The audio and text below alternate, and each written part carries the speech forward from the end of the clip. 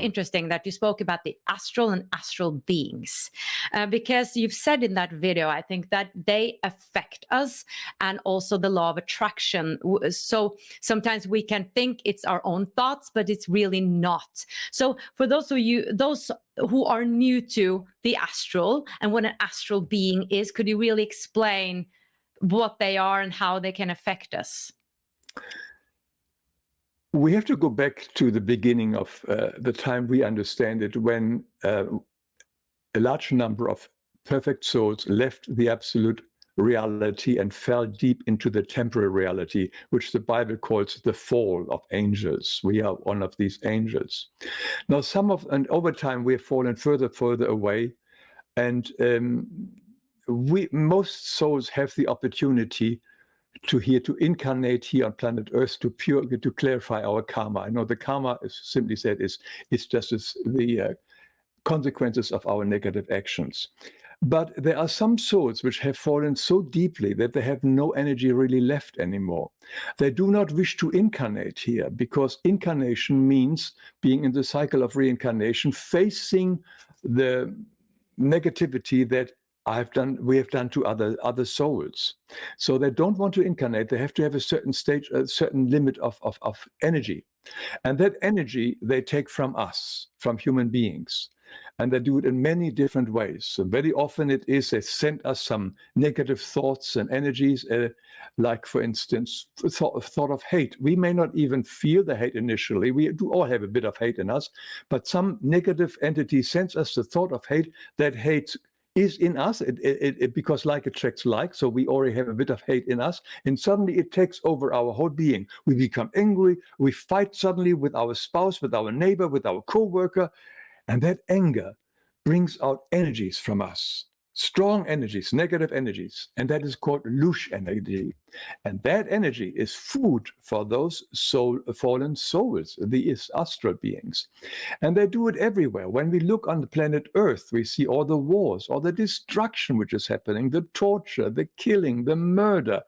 This is mostly initiated and kept alive by astral beings, because these are sources of energy. These are whole areas of energy. The Ukraine, for instance, right now is a source of energy of negative forces, who really lap up all the negative energy which comes through the killing and murdering of human beings.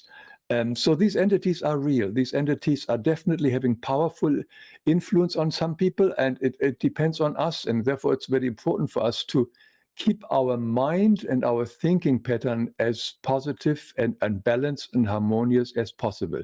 It's not always possible. Human beings, we also fall sometimes into the patterns of negative thinking, but let's watch it. And if we are falling in the pattern of negative thinking, ask ourselves, is this really my thought? Is this true? There is Byron Katie's wonderful work, where you ask all these negative questions, 4 questions you ask. Is it true? Can I really be sure that it is true? And these 4 questions, if you go on Byron Katie's website, are very, very helpful, very simple. But if anybody is stuck in a negative thought pattern, that would help very quickly for them to clear that thought pattern. And as I said, it may not even have come from ourselves, but we can get stuck from it.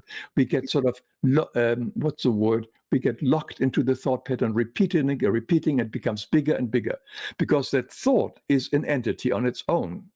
They are alive. Thoughts are alive, and they become bigger and bigger and bigger. And all thoughts have the desire to become reality.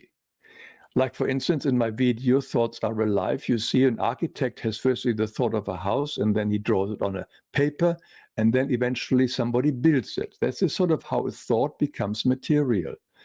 And also the thoughts eventually always return back to us. If we send an evil thought out to someone else, that evil thought also returns back to us, like all karmic energy does come back to us.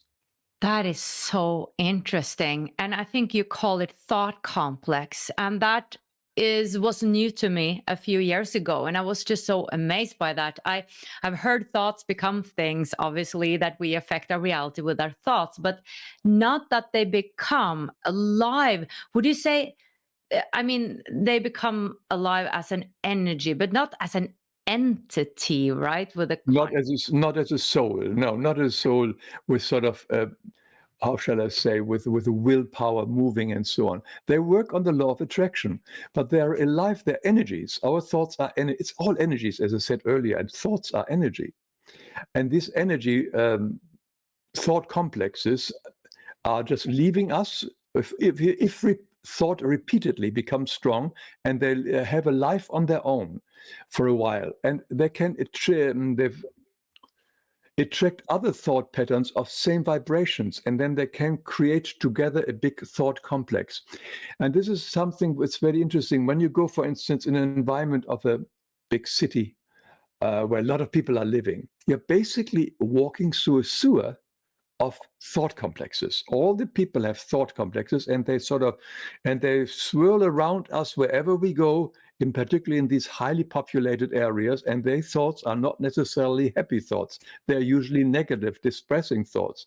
So that's easy to become depressed in a highly populated area, because we pick up so easily thoughts from other people.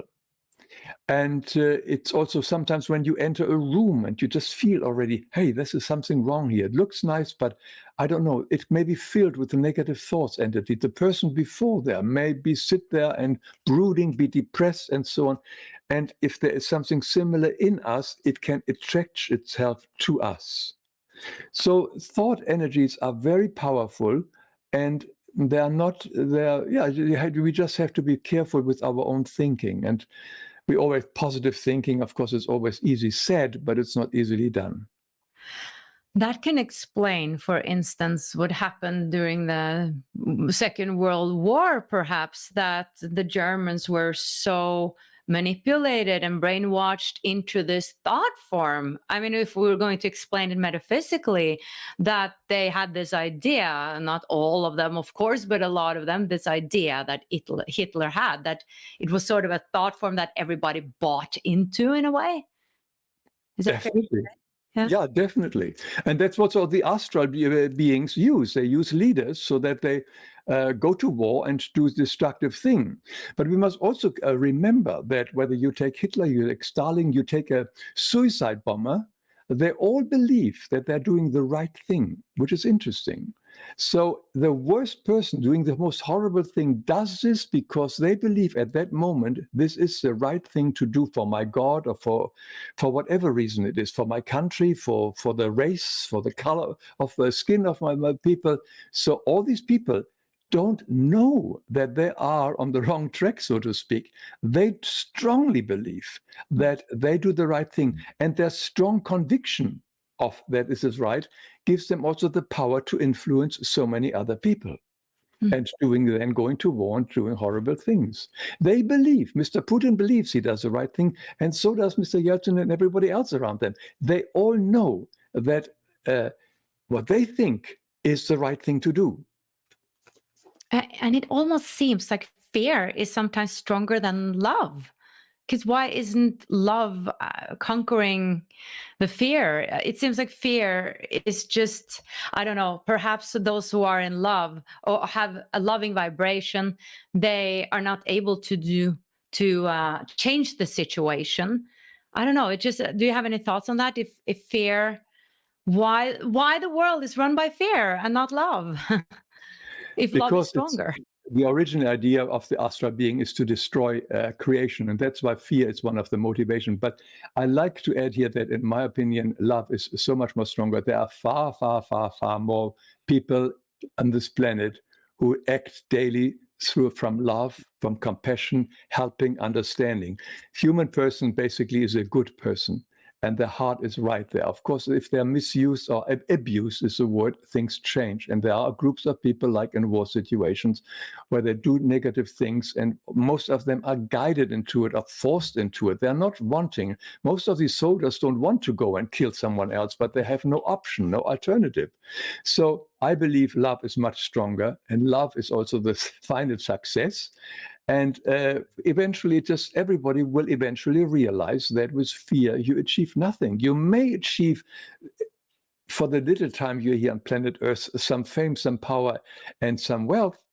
But it's gone. When you die, it's gone. It has it's an illusion. It has no value.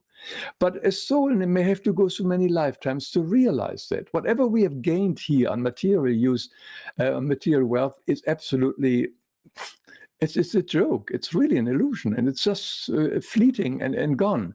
So all the power we try to get through fighting and wars is a silly game. And of course, it's mostly done by males. To watch the full video, click the link below, and I would love it if you would subscribe to my channel.